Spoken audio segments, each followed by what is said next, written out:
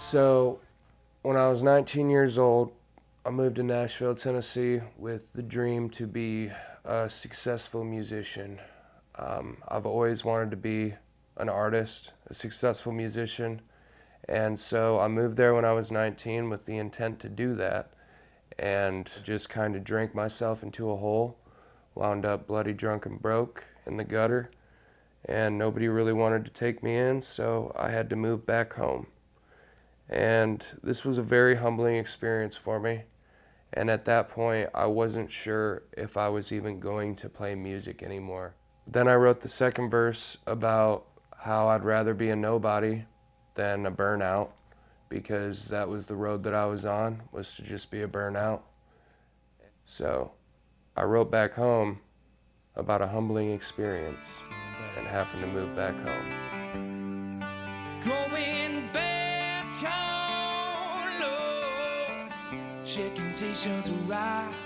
Going back home, Lord. Honestly, I think my favorite part about working with Jeff is probably the level of perfectionism he expects out of everything. He just wants to make sure that everything is done as well as possible, and I love that about him. My favorite thing about working with Jeff Thomas, I would have to say definitely his ear for music, how precise he is with the way that he edits his tracks and pulls things together.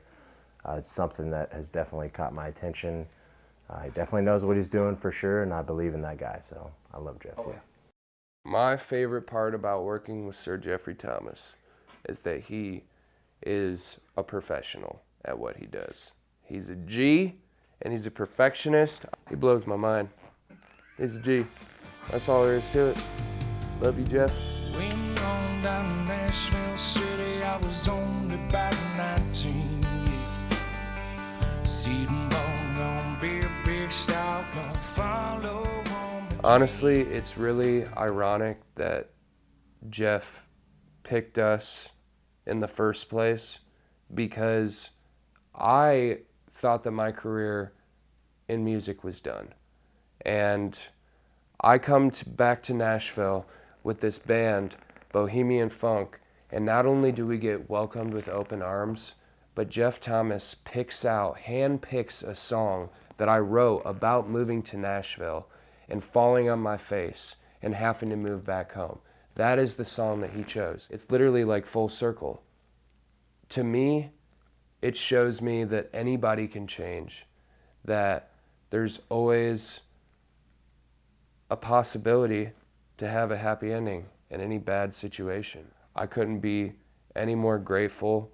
I'm honored, privileged, and just beyond humbled to even be in this situation in the first place.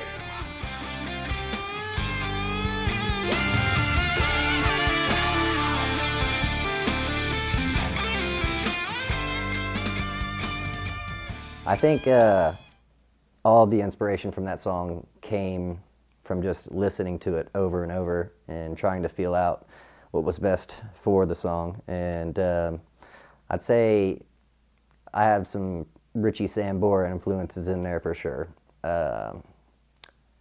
which is kind of the feel that I was going for at the time. So. 3 damn days I ain't stopping, no, 'cause I got to go home.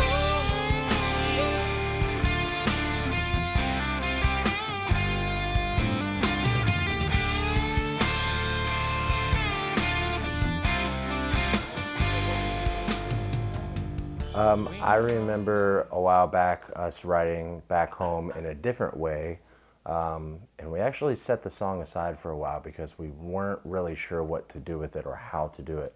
And then one day we kind of just got the idea and it started coming back into practice.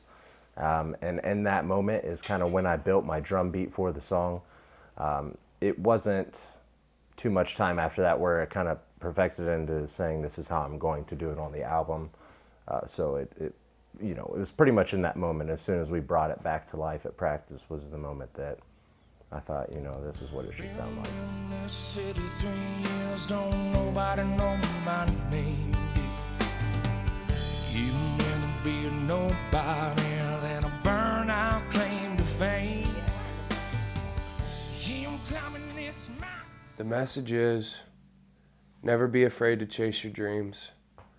And if you do fall on your face, don't be afraid to get back up and try again, because there's a million ways to succeed and a million more to fail, but it's up to you.